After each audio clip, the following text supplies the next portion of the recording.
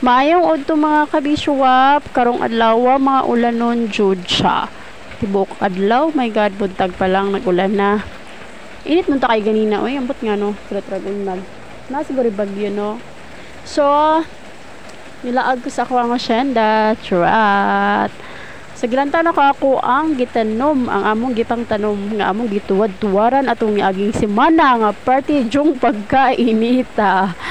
And now, maka-heart ka istanan kay grabe, as in worth it jud, ang mo ang kakapoy sa tibok adlaw na mong panggunag tuwad-tuwad og tanom from 7 AM to 5 PM inahuman og kuan og tanom og limpyo og ibot sa mga sagbot.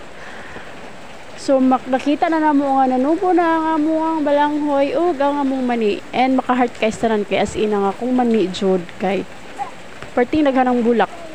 Sa kadangaw lang siya ha, balik tungag kilo lang akong gipalit na pag ito ay nabili ni sobra nga murag sa kakumkum.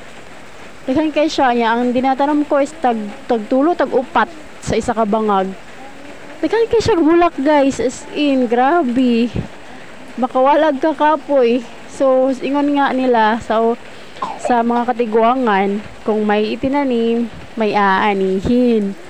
So excited ako mga ani puhon. So kay diri adjud sa Davao, lisod kay pangitaon diri ang mani. As in, kung dili ka mananom, ipug ka kag mani.